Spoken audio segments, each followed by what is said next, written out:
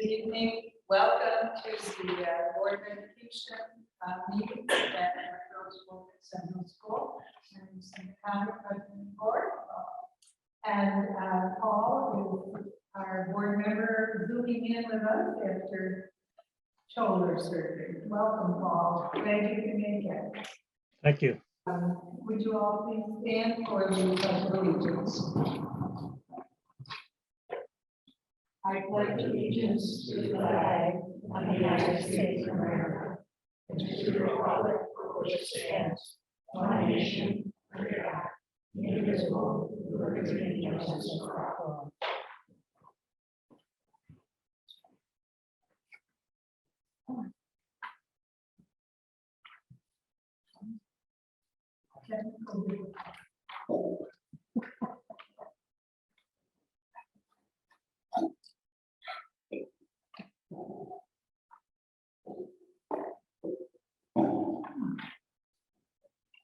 No, I really don't.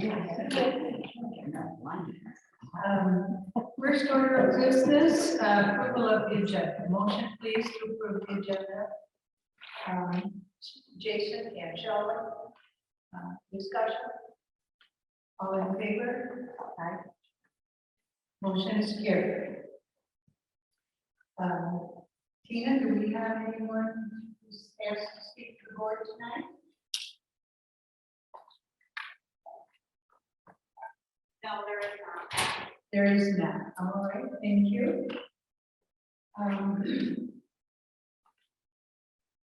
Moving on to the consent agenda. A motion, please, to approve the consent agenda. Tina and Linda. Discussion. The consent agenda goes through page 4.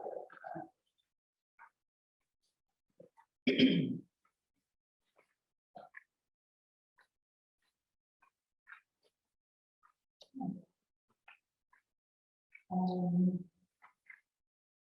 wait for John to get into the consent agenda.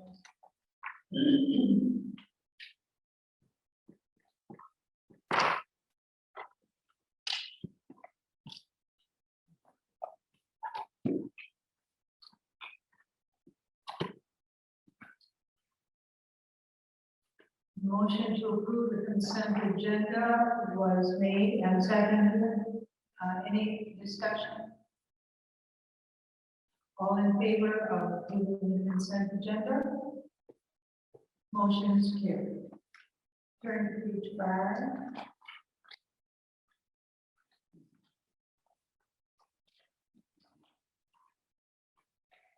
Motion, please, to approve the deletion of the policy that was studied. Motion, please. Jason, Linda. Discussion. Cinda, I have something I want to offer. Yes, Bob. Can you get a little closer to your speaker or your microphone? Yes, is this better? Go ahead. I just want to ensure that everyone understands, and of course not board members, this is really for the public, that we are not eliminating absentee ballot voting in this district. Oh, We are- okay. We're going to try to get the bottom up down here.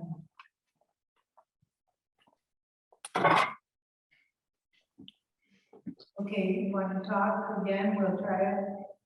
Yeah, I'll try again. I want to make sure everyone in our district understands we are not eliminating absentee voting, absentee ballot voting.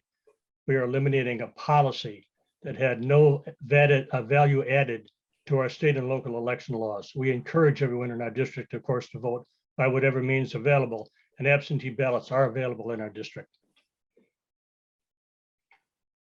Tina and Shelley, we really hear that? Would you reiterate that, please, because I did not catch it up? Sure. That the resolution may imply to some people that the absentee ballot can be eliminated, but that is not the case at all. It is just that they are embedded and they're part of New York State regulations. We encourage all of our constituents to make sure that if they are not able to vote, that they need to utilize the absentee ballot option.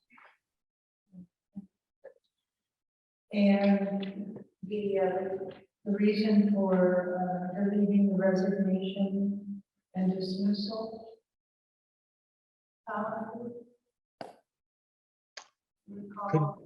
Couldn't get it, I'm sorry. Yeah. John, could you repeat it? What's the reasoning behind the resignation and dismissal deletion? Again, it has nothing to do with students. It has to do with board members, and it's a state law. So the policy had, again, nothing value added. Thank you. Those of you who were here, the reason I asked Tina and Shelley is because they're on the policy committee on the. All right, any discussion on this motion? Then all in favor of approving the deletion of the two policies, 1230 and 1640. Motion is carried. And now, a motion, please, to approve the optimal health educator. And it's a roll call. But I need a motion. Tina, Linda? Any discussion? All right, Tina, call the roll. Linda? Yes. Jason? John? Yes, Kelly? Yes. Linda? Yes. Tina? Yes. Paul? Yes, Thank you, motion is carried. Thank you. At this time, we'll move to our superintendent's update report. Thank you, Mrs. Collier. So tonight, it's just a brief one, not a full-blown presentation, just more of an update. The third week of school underway, we're in the thick of things right now. So from time to time, there are issues that occur. So just want to repeat to our community and our Board of Education, as well as our staff, the proper protocol in terms of resolving problems and handling communication breakdowns. It's unfortunate, but I have to say there's been a few instances this year where we as a school district have had some errors come back to breakdowns in communication. So I want to just put this out for the community. We will be better today than we were yesterday, better tomorrow than we were today. But from time to time, mistakes happen. People are people. But want to go through the protocol. This is public. It's on the website. It's posted there. But I also feel like it's imperative for us to put this back out so people understand the proper channels that we should be taking. So as you see, at the infancy, we want people to handle their problems where the breakdowns occur. And it's not to say we're not accessible to our public, it's just basically saying, anytime you have a problem, you can work it backwards at the root cause and try to come to some consensus. My experience has been that those always typically end better than they would if we avoid the conflict that's occurring right out of the gate. So the protocol that you see on the right hand is the classroom teacher, and in some cases it could be a coach or it could be a bus driver, the building principal or the department leader. Then we'll go through Mrs. Pagliatti, the assistant superintendent, and to myself. And if we can't get it resolved through those 4 channels, then ultimately it would rise up to the level of the Board of Education. My experience over the last 3 years has been from time to time, like I said, issues will occur. We are accessible to our community, but we do want to try to resolve things at the lowest level. And in all honesty, this year there have been 2 or 3 incidents where the school district has made mistakes. And I think that our staff have done a remarkable job acknowledging mistakes have been made on our end and working backward through the process and trying to resolve it with our community, because ultimately we have to interact and work on behalf of the children.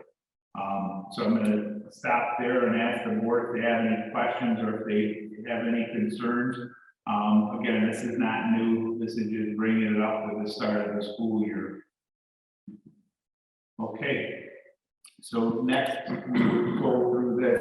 I'm pleased to share with the board and the public this part of tonight's consent agenda, the images that you are seeing that we used last year during the capital improvement project communication tour to show people what we were actually trying to address. Part of tonight's agenda was to award a contract to Elmer Davis to address those roofs. The one on the right is actually the rooftop above the pool area. And the one on the left, or two on the left, are over across the parking lot here. That's the maintenance and operation building. So Elmer Davis was awarded a contract. They have materials. We had a meeting with Elmer Davis on Wednesday. They were going to be on campus tomorrow morning at 7:30. We're going to get up there and show them exactly what they're looking at in person. They've been there before, but with today's rain, we want them to understand we need this process expedited. They think that they can get their crew mobilized and address this roof and have it resolved. And the term that he's used was weather tight by January 1st. So we're really in that 11th hour with tonight's approval. We worked extremely hard to have the board approve this. And we're looking forward to addressing that roof over the gymnasium and the roof over the pool, as well as the maintenance and operation building as part of our asset preservation mindset. We're really happy to give taxpayers what they deserve and what they voted on in December. And I think that that's going to be the first real step toward progress under the capital project that was approved in December. And if all goes well, this phase one will be the precursor to phase two happening, which is auditorium renovation, classroom renovations, things of that nature, which hopefully will start in the beginning of 2023, possibly as early as February. So those plans for phase two should go in to the state ed hopefully next week. Just as part of an update, last week, myself, along with every other superintendent in Wayne County, had an opportunity to go sit with David Budds, who's an FBI agent out of the field office in Buffalo. Really went through the Parkland tragedy, and he kind of walked us through a series of incidents that occurred with that tragedy. You know, part of our ongoing and conscientious effort is to improve our safety protocols here at North Rose-Wolcott. So I found his presentation to be very advantageous for what we're about to go through with our own safety plan, with our own safety committee, and really emphasize some things to our staff. And, you know, he was very candid. You know, there's two major steps in any tragedy: lock the door, hide the children. And that's something that I think will start to be a rally cry for us here at North Rose-Wolcott: lock the door, hide the children. And if you can follow those two simple steps, you know, it's been proven to save lives. So that was something that I just thought that the board would appreciate hearing and understanding. You know, that we're going to continue to focus on our children's safety, that of our staff, and that of our community. Lastly, just to give you a reminder that next week's homecoming week, so Spirit Week, I'd be curious to see if some parents will lose their lawnmowers or tractors, if they may happen to show up in a parking lot or two in the community for Spirit Week. But the real big thing would be Friday night. Again, I mentioned this a couple of weeks ago as part of my superintendent's update. Homecoming weekend is culminated and celebrated with the conclusion on September 30th. Those games and events are listed there. Fireworks will go off after the girls' soccer game, rain or shine. So that's it for my report. just wanted to give you a quick update, but overall, very pleased with how the first few weeks of school have gone. Very thankful that a lot of the protocols that we worked on over the summer have paid dividends, and that our kids are back in school 5 days a week, enjoying themselves. Any questions? Okay, thank you. Thank you. We move on to the board member request, comments, and discussion time. And first of all, the mayor has a report on the legislative committee for Rose-Wolcott. Fort County, as I mentioned, in this meeting, Fort County has been working on state and federal positions, and the state positions was part of the municipal convention, and forwarded to when the time is right for the meeting with legislators and the state. And I know Lucinda mentioned in the last meeting, she was David Little, the executive director for NISBA for rural schools, really values the input from Fort County. He sees us as a superior group representing rural schools. So it's good to have this support and know that what we work hard on is going to get some close attention. And I did ask Tina to include a printed copy of the state and federal position papers, so if there's any questions, or you want some further clarification, which Paul did answer, ask a question earlier, I'd be happy to do that. And you can call me or email me during that time, because in 2 weeks we'll be doing that final look at it and doing further polishing if needed to get input that addresses something we missed.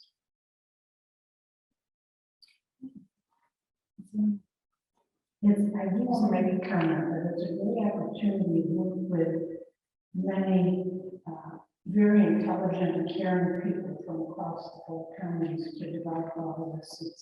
It's certainly, I appreciate being part of it.